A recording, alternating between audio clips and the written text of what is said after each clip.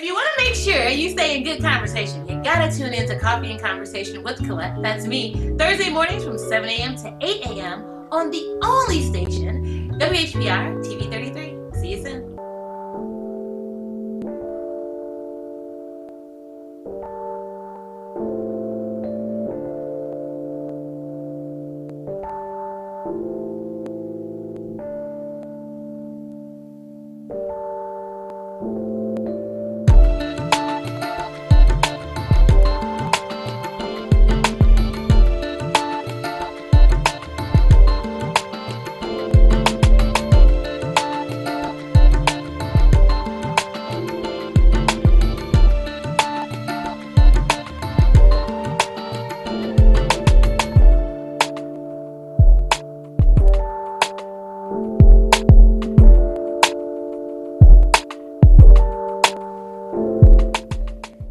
Rise and shine, up and at 'em. It is an amazing new day. So happy to be tuned in with you. You are now officially a part of Coffee and Conversation with Collette, and I'm Collette. And you all know I do my curtsy because that's what I do to show reverence to you. Because as we always say, as I always say, on these Thursdays and Fridays, that I know that you could be anywhere, watching anything, doing anything, streaming anything live, on cable, anything, but you have made the conscious decision to tune into WHBR TV 33 and me.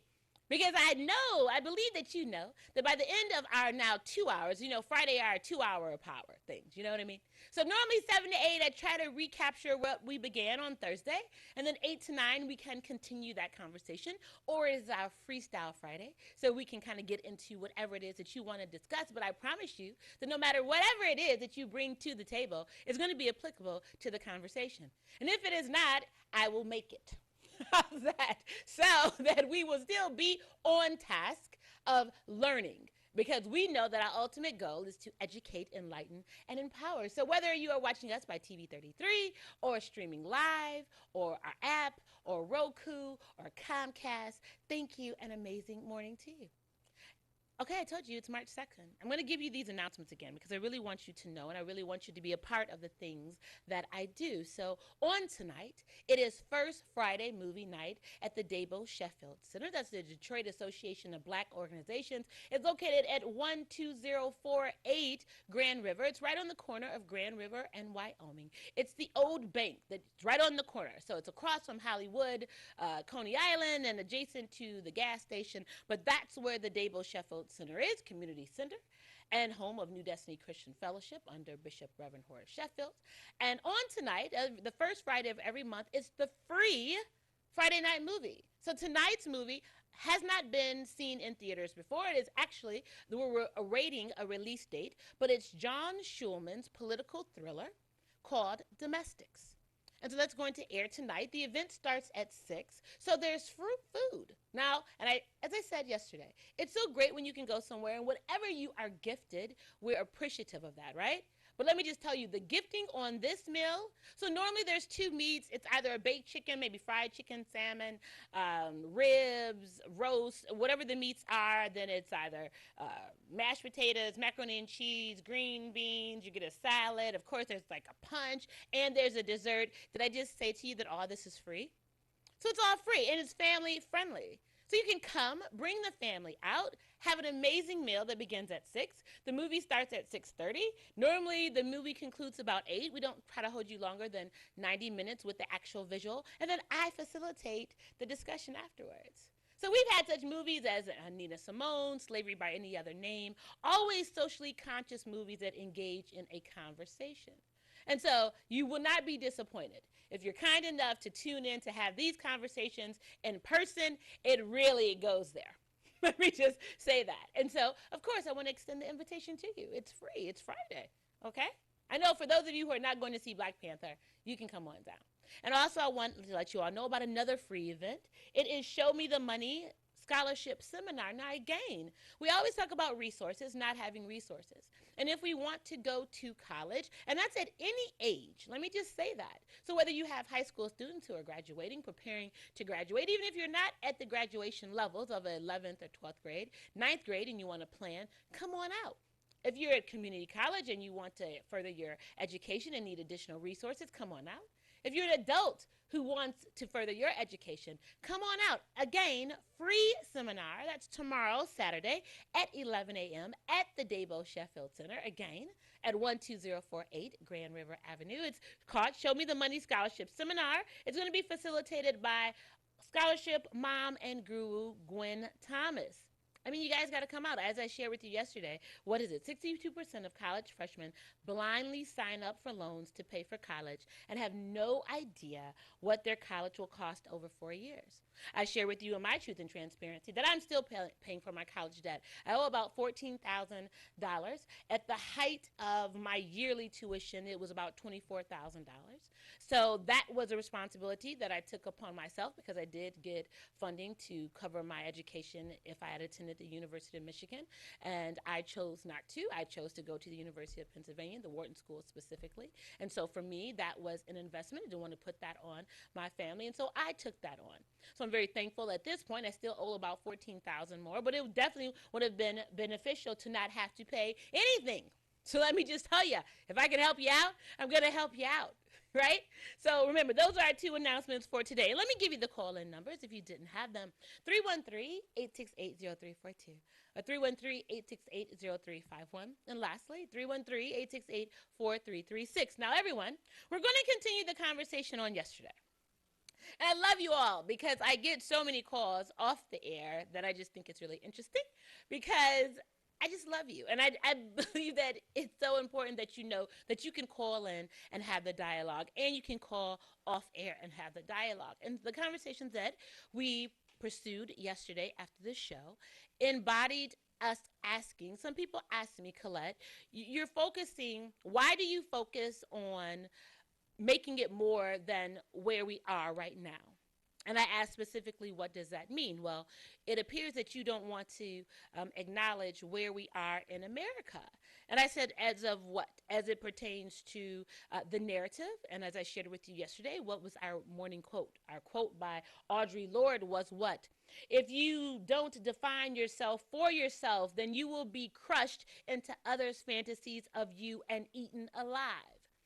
So, if I am to fall into the narrative of who they want us to believe that we are, or who you want me to believe that I am, that means that I have no power. Then that means that I have no value. That means that I cannot contribute to my well-being or that of my family or my community, let alone the masses of the society as a whole, that I am less than, that the quote-unquote majorative that have established the Americas, not founded the Americas, but established the corporation of America, are better than me. And I refuse to fall into that ideology. And so much so then that when we have the conversations, absolutely, you can give out all the narratives, all the statistics, and I will tell you I agree with all of the data that you present to show what the disproportion looks like for us as people of color, as a poor class of people, quote unquote, as defined by socioeconomic factors. I will agree to all of that. But at the end of the day, that does still not define who I am. That does not shape my narrative. For me, it shows who society, what society has created that will either hinder you from your growth and to maximize what this America dream is. I showed us a clip that talked about Akon. And what did Akon say? And actually, this was at an African Youth Connect Summit back in 2017. And so he shared that the biggest branding success was America. America presenting to its people and to the world that this is where you come to fulfill your dreams, and that everything and anything that you want can be accomplished in this great state of America, the United States. And so much so that you will forego any of your teachings, any of your ideologies, any of your thoughts to fall prey into, to fall in line with, to become validated by these establishers of this American dream. And so I implored us, as he implored the young people yesterday, that you have to be in control of your narrative. And so specifically, remember, we had just landed. We gave the imaginative that everyone, we just landed, all of our planes landed from Wakanda. We brought all our bags. We landed. We taxied up the runway on yesterday. The baggage claim, we were all there. And all our respective cars and family members were waiting who didn't take the trip with us to take us back into our reality. So now that we are back, and what comes after Wakanda, that is where we began our conversation yesterday. And so a part of that is to understand again how it looks, what it looks like now that we have this value. I believe that Wakanda was amazing. The Black Panther movie was amazing at giving us a real perspective, closer to the perspective of our history than what has been given us into these Americas. And for so many of us, we don't know who we are beyond the 400 years above before the 400 years of the experience in America as slaves or shareholders or indentured servants or however you want to define what the experiences were for a variety of us. And so in the midst of understanding that I think that, of course, we agreed, the Black Panther provided an experience for us that we are successful, that we are innovators, that we are the creators of technology and family and culture and civilization, and that collectively we can come from different tribes, but we can agree that this is the best way to move us forward as a collective with a resource. And the truth is, the resource was and is our intellect. Vibranium was the actual tool, if you will. That was the precious resource, the metals, if you will, the energy that the intellect was able to capture and then create a thriving community. But I don't want you to miss it, because a lot of times that movie was so amazing. It had so much imagery in it and so many things to look at and to dissect. So we could probably watch the movie 5 to 10 times and consistently come up with something new. But for me, the bigger takeaway was the intellect that we have and what it displayed, that we were able to excel in any environment. Okay? And so then I asked, so because we've had that experience and we understand that, are we now lulled into a complacency? Because I don't hear us anymore. I don't hear the chatter in the streets. I don't hear the conversations. I'm trying to understand now, what are we fighting for? Have we just removed ourselves? Because I shared with you yesterday, you know what? There's nothing that 45 is talking about that I care to hear. I don't care about Jared Kushner and his loans and the Russian deals, because I know that's who they are. That's what you expect them to do. We know that this president can do whatever he wants to do, and he's not going to be reprimanded, because he still represents wealth and power and influence as a white man in America. And when he mentions making America great again, that is what he wants you to believe, that it is now time for the white man to gain back the wealth and the power and the control that he perceived to have lost because we had a black president. And because, quote unquote, the least of these are amassing influence. And so we want to gain that back. We want to change the narrative to put you back in a time in slavery where you were afraid, where you felt you couldn't, where you felt that you were less than, where you bought into the narrative of who we said you were. But that's the interesting thing about history. As the last caller who on yesterday, and I asked to call back this morning, when they know who you are before you know who you are, then they shape the conversation, because the truth is, we've always been a threat. It's true. Did you wonder why when you're in Egypt and the noses of the pyramids were shot off? Did you wonder that?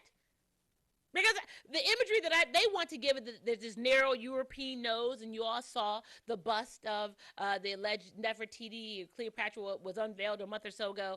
That lady doesn't look nothing like what was coming down our African straits on the Nile. But they're consistently going to try to tell you who we are and what this looks like. And the bigger part of what that looks like for us in America is to buy into what wealth creates. And so many of us on this show, because we take an importance of being politically engaged, that our vote is our voice. And so we buy into that, but to the extent that it's detrimental up to us, because we want the government to save us. And I shared with you yesterday that the government is just made up of individuals who are bought by lobbyists. And so the corporation of America is in extreme debt. And as Forbes reported back in 2016, well, 2013, I apologize, the majority of the debt at that time that bought our debt, the countries that bought our debt, were China and Japan at the tune of 26%. So I'm going to go to a clip. This is what I'm going to do. I'm going to show us a clip, MSNBC. All the lines are lit. Callers I see. I don't want you to go anywhere. I'm going to get you in because we're going to have a robust conversation. But I think that this is a great political clip that sets the tone for where we are and our expectations of what debt and then we're going to discuss wealth looks like in America. So enjoy the clip. Economic Policy Institute. We're a nonprofit, nonpartisan think tank here in Washington, D.C. We are concerned with the way economics affects working people in the U.S. and throughout the world. We've asked you to come and talk a little bit about this whole issue of the foreign United States debt, and the foreign held debt.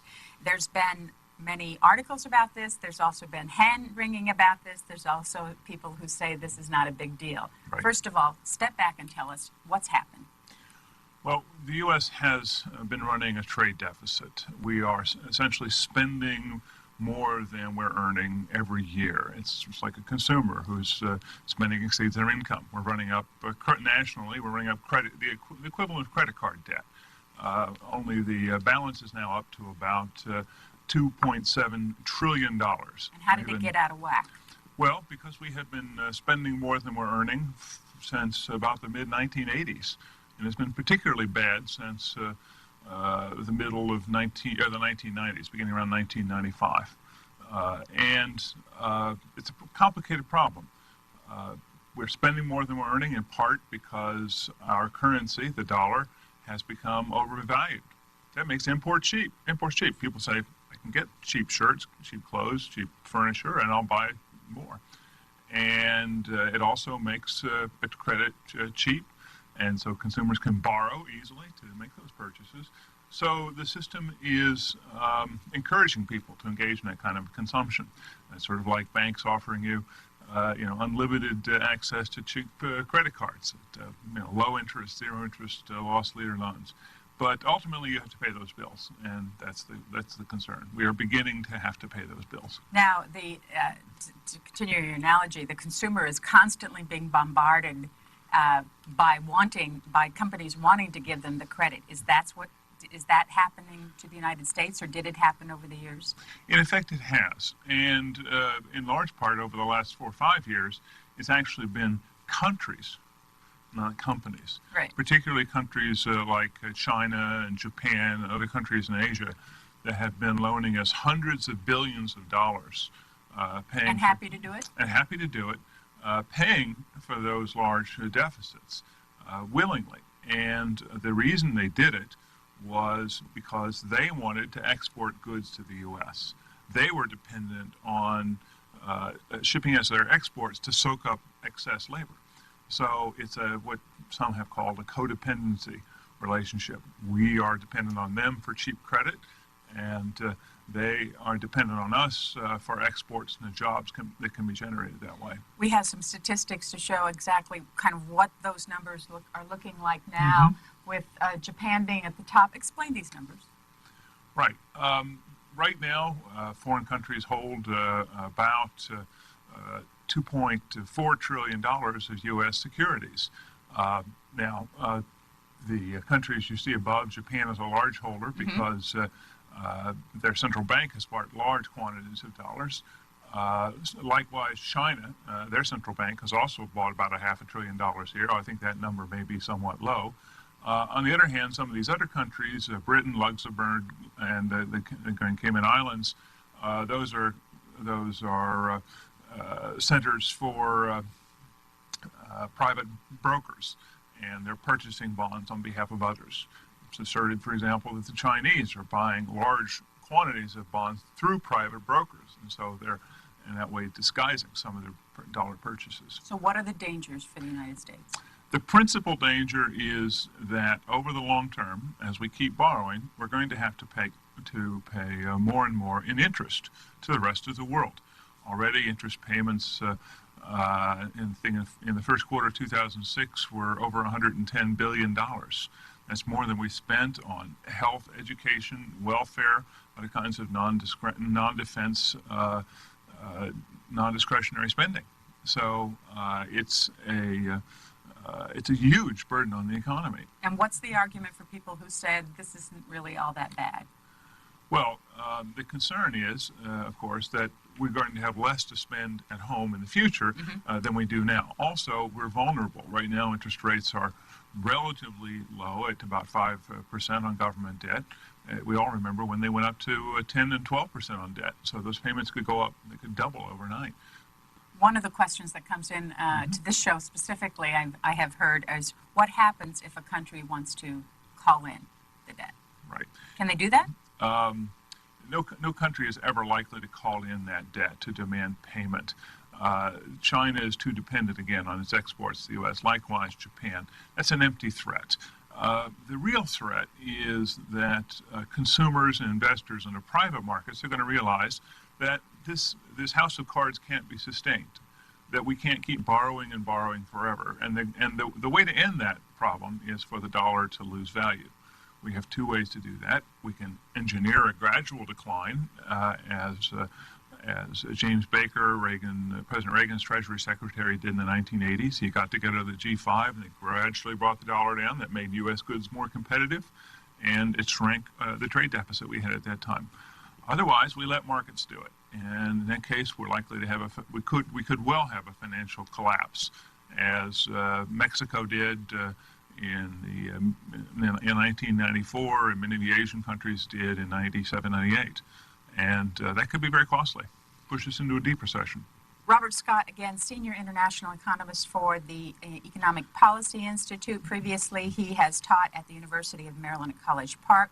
He also has represented U.S. industries as an expert witness on economic effects of imports in several cases before the U.S. International Trade Commission concerning unfair trade complaints, has his Ph.D. from the University of California at Berkeley, and his bachelor's degree in engineering from Washington University in St. Louis.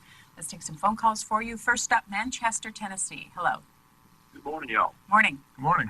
Happy 4th of July. It's a beautiful day here. I hope it is there. Absolutely. I'm not an economist. I'm just an everyday citizen. But let me ask you a couple of things that appear to me, and you tell me if I'm on the right. So I just wanted to set the tone from a national perspective. And I know that that might be a lot of information for you, okay? But you have to understand that in order to have wealth, so there are a couple things that we're going to delve into. I'm going to get to the lines, but I want you to be open and think about this, okay? The Corporation of America, of course, has debt. We continuously grow our debt because we believe, of course, that we have an opportunity for other countries that have the cash reserve to be able to help us, to loan us out of our debt. And it's literally like holding them hostage. So when we have other countries like Japan and China who want to import goods into these United States, it is that if you don't help me cover my debt, I won't let you bring your goods in to create revenue for you. And that's really what it is. And so the truth is, Time Magazine did an amazing review, and it said that they don't believe that the government will ever pay back its debt. Did you get that?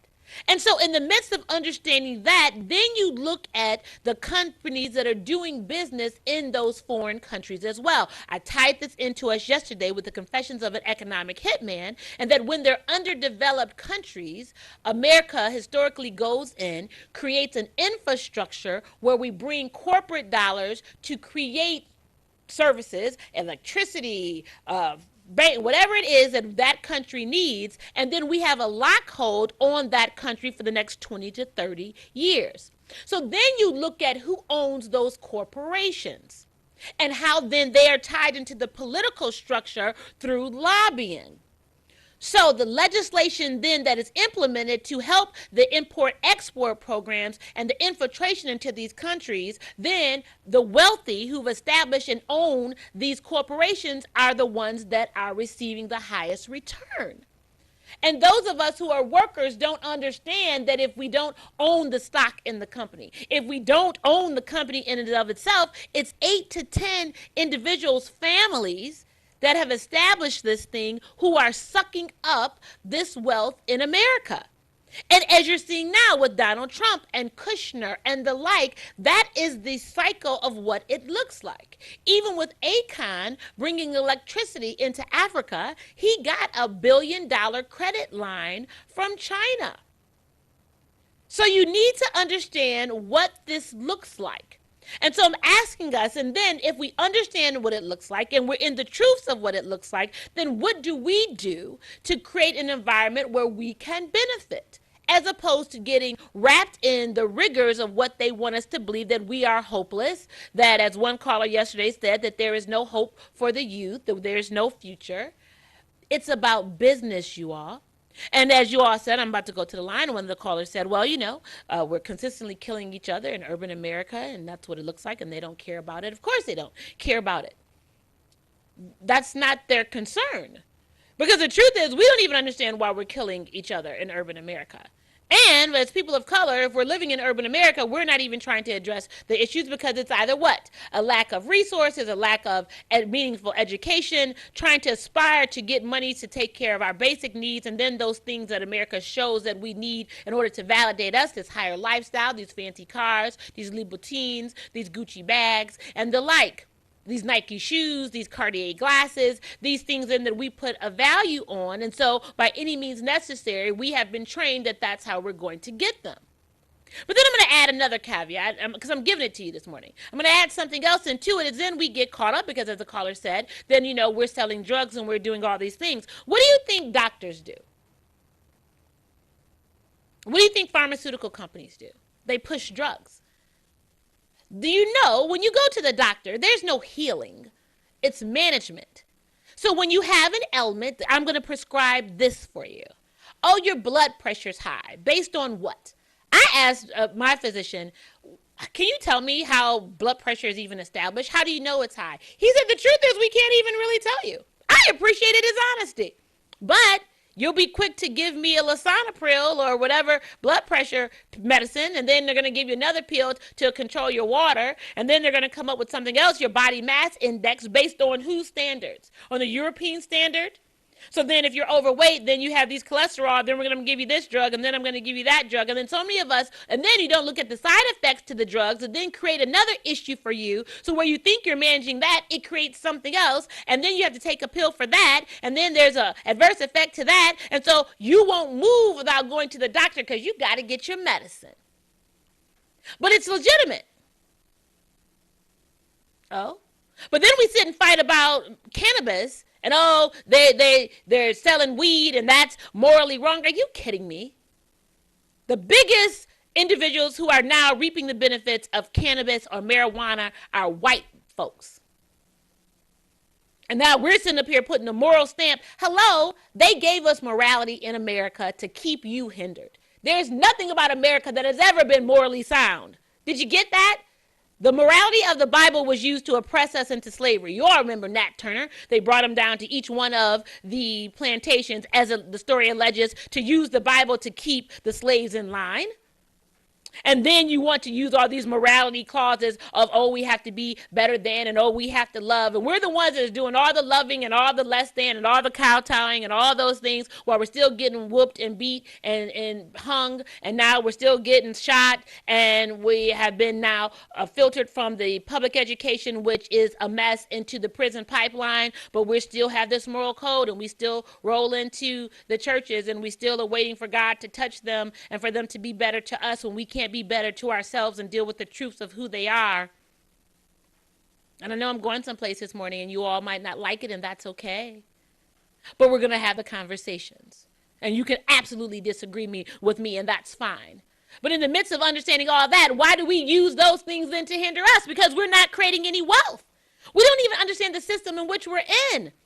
And the truth be told, we're so busy with trying to understand who they are to us that we don't even understand this, let alone understand who we are, the history of who we are. And so, again, it goes back to us being so happy to be in Wakanda.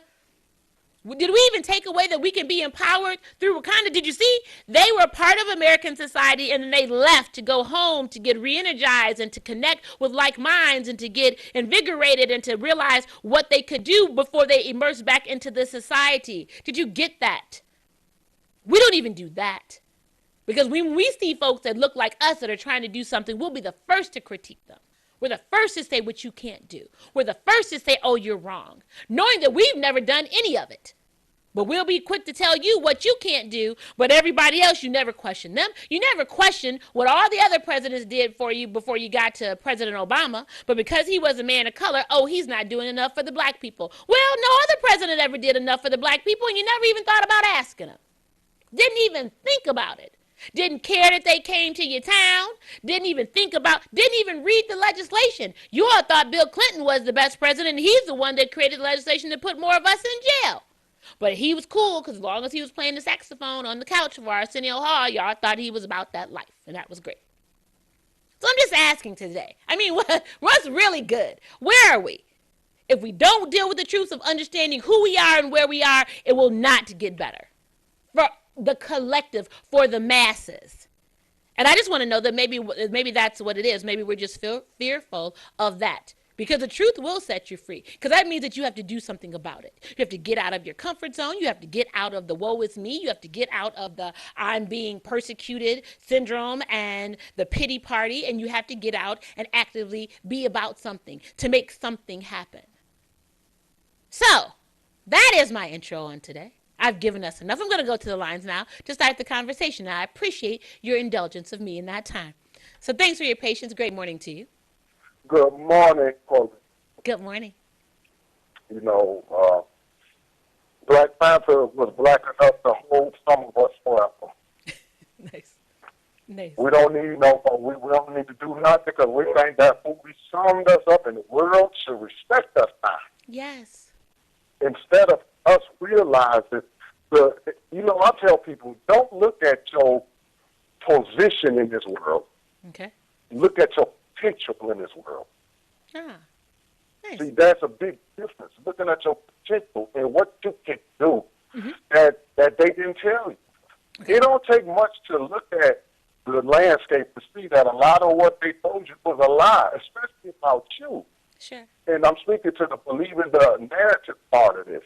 Yeah.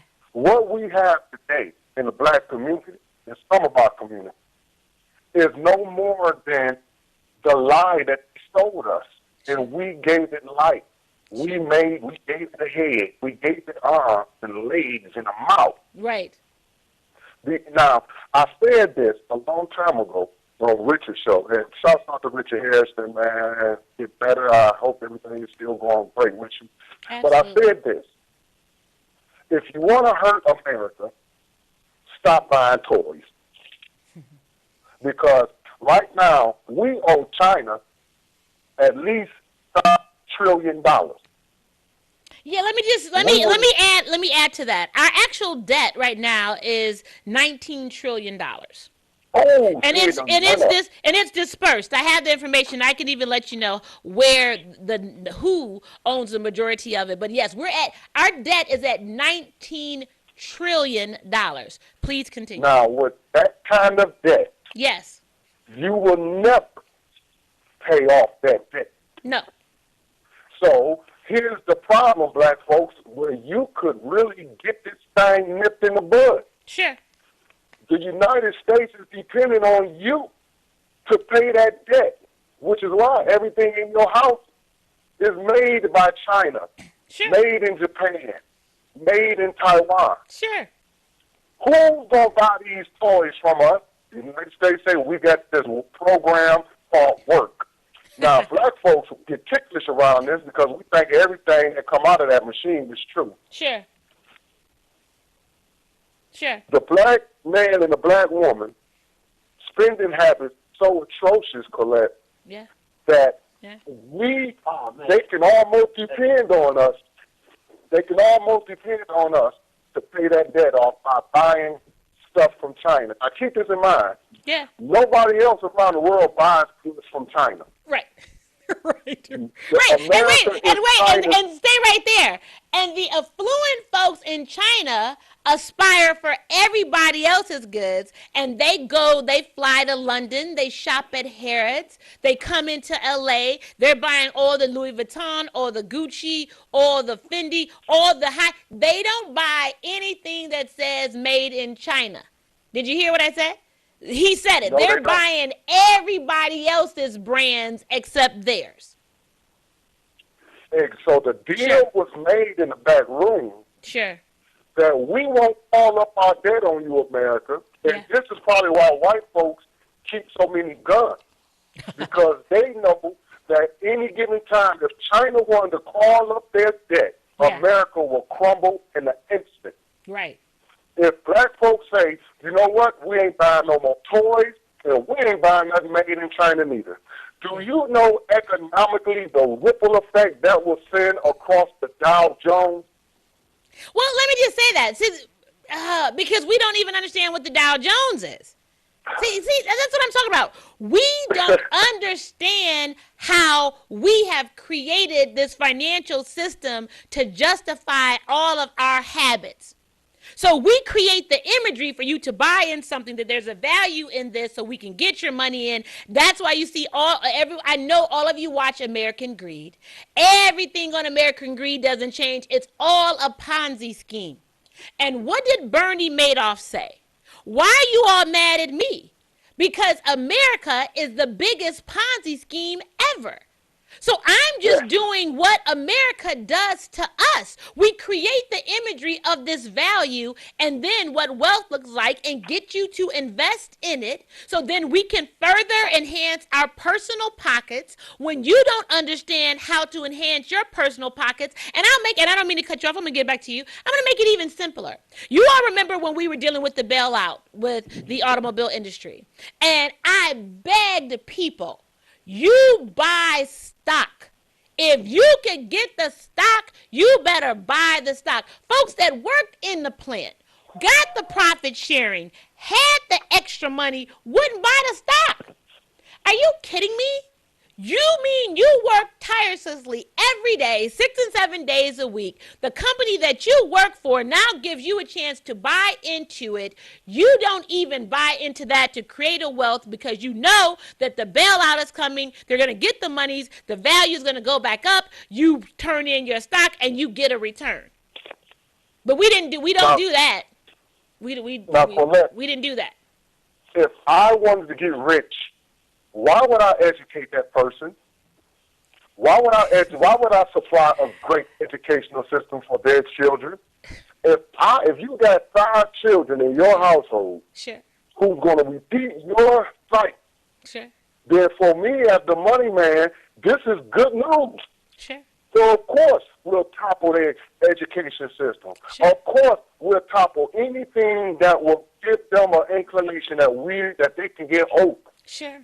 So keep them believing that as long as you went to work and you worked hard for it, you're gonna, you deserve to treat yourself. Yes. So buy all of this junk.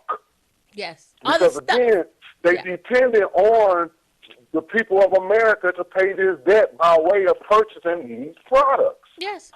And if you continue to buy these products, then you buy into the debt. You buy into the illusion that they have provided for us. Yes. I'm of the mindset of this. And I tell black folks, especially in Detroit, no matter what airways we're on, we got to let them know, Collette, that if you could shut down one liquor store, sure, that's it, shut one down. Well, let me just stay right there for a minute. Let me just say this much. I'm not trying to be funny. And forgive me. And if you all don't like it, I don't have a problem with that either. Tell me, you actually think, I mean, I really want to understand what the purpose is of shutting down the liquor store. Because if you shut one down, I mean, the truth is there's one on almost every block. Every 2 blocks, okay. When you shut one down, there's another one. What's the purpose of shutting down the liquor store? The truth is that the products that are in the liquor store, majority of them are publicly sold, stocked products, companies, Pernod Ricard, the Jimmy Walker. These are where you could go buy stock, Seagram's Gin. So if you don't agree to liquor is still being sold. If you don't agree to cigarettes, folks are still smoking. Go buy the stock and make money off of it. So we have a platform of always trying to protest. And again, what do I say? I believe protest has to be attached to policy that's going to change something. But if you don't have the money changes policy. Do you get that? Money controls policy. So if you just say my platform is that of a protester and I'm going to shut down the liquor store because we would have too many liquor stores in our communities. Okay, well, if that's all you want to say and that's what you want to do, so be it. Then say that, and that's your purpose and your rationale. But at the end of the day, what else? Because the same people in that community are going to go to the next store on the corner. I'm just trying Yeah, to, exactly. I just want us to I'm glad you understand. put that perspective out there because that's just what happened. When I bring the attention to the liquor store, I bring attention to that because I know we spend lots of money there. Sure. And it's not so much as the liquor store. I just want my people to understand that your participation financially is giving power to all of this stuff. Sure. And well, stay right there. Wait, stay right there one more time. Right. Stay right there one more time. But guess what? When we had black-owned stores, we didn't support black-owned stores. I went out of my way. I went out of my way to go to the grocery store on Grand River. And let me just tell you, and I didn't care what the prices were because I'm going to support someone that looks like me. And the issue is, remember, everyone talked about who owned the black gas stations, who owned the black grocery stores. We don't get, this new group doesn't care nothing about that. Especially if you got an EBT card. Y'all go anywhere and just charge it up. You don't care. You don't think about who owns. You're right though. You're right about that, Collette. You're right about that. I'm just saying, why don't we just call it for what it is? And those of us who can, if we even live in the community, let's just keep it gangster right now, right? So those of us who can. Out there because they won't call me. They'll call me names for saying what you just said. Well, I'm gonna say it. What you're saying is right, though, Collette. It's the truth. What you're saying is right. Those of us who can, if we live in the city, don't shop in the city. Those of us who can, especially if we living in the suburbs, we ain't coming back in the city to do anything. We shop out in the suburbs. Everything that we do is out in the suburbs. We're not bringing back anything in to sow into this community. And those of us who live in the hood, we living in the hood. We don't have no problem. Stop. Ask the folks, if you living in the hood, ask your folks and your neighbors and your friends today if they got a problem with going to the gas station and buying and spending $3 for a half gallon of milk. Ask them that. Ask them. Well, exactly. Ask them if they got a problem with going to the store and spending $3 for a pack of noodles. Ask them. They don't care. They're not thinking about that. That's why my proposal is at some point in time, there has to be a reset. And I'm just of the mindset, the more we don't have to distract us, okay, the more we get with each other. Sure. And really see what we can do because right now we got too many distractions. I say, if I come against the economic conditions, I got to fight those who got bridge cars who still want to support these this condition because they got bridge cars. Yeah. Then it's always another fight. But I'm just saying if we could just reset this thing halfway okay, and get people to understand and start thinking a new way, especially for the new generation, it's not too late. See, that's what I'm not about to buy into, and I know you don't. It's not too late. No. All they have to do is see us put it down. If they see that, the old heads is doing this, and they sturdy on it, and they ain't budging from it, the younger heads will follow our lead. And we'll tell them, this is our young man, because when I grew up, everything in this neighborhood looked like PNU, which made this neighborhood better. Sure. When Mr. Johnson had that stove, everybody's grass was cut because Mr. Johnson was part of the community. So I need the young people to see the difference that when Akalaka got the liquor store, sure, it would look bad because Akalaka don't put nothing into his community where his store at. He has no vested interest. So stay there. Reset. Stay there. And I agree, but I believe that we need just a reset for us, and we again keep waiting for somebody else to do what we won't do for ourselves. So I tell everyone, I'm not mad at you. If you want better, however you grew up, and you don't want to live where you grew up and it was rough and you have a massive success, but guess what? You got the means. You can go back and buy up that block. You can go up and buy up the block and you can change the environment for those that are still there. You can create a value in things that other people won't create a value in. But again, we're so busy with trying to run downtown and be mad because they ain't letting us downtown when we didn't even go downtown to Midtown in the first place. So let me just say, if y'all eat Texas de Brazil, and you all tell me how many of y'all even knew about Texas de Brazil. I'm just asking. How many of y'all went to the Pistons games? How many of y'all go down to Tiger Stadium? How many of y'all did all that on the regular anyway? You went down to Hart Plaza. Yeah, the young people might have rolled around Belle Isle, but I'm just saying, how many of us was that our regular experience? And if that was your regular life experience and then you saw it evolving and changes, then it wouldn't have been an issue for you because you knew that you were a part of that anyway. But we always jumping up and down about stuff when we weren't a part of it in the first place. We didn't do it. We didn't go downtown. How's that? We didn't. And then we get mad because other folks come in and they work together and they do the deals that government does and politicians do to look and empower people that look like them. That's just the truth of it, and we don't do it. Y'all sitting up here mad? Look, at the end of the day, and forgive me for saying this, I can give a list of elected officials who have spent and are going to jail, went to jail, or community leaders or principals in schools off some shenanigans. Let me just tell you, off of some shenanigans. So you about to do some jail time for $30,000. You going to do some jail time for $80,000? You going to do some jail time for $23,000. You're doing jail time. I mean, like, taking time out your life, like, it stops any career that you had. You were a politician. You were doing your thing. It stops. You going to jail for that? Let me just say this much, and that's why I tell everybody, when Kwame Kilpatrick, I was mad at Carlita.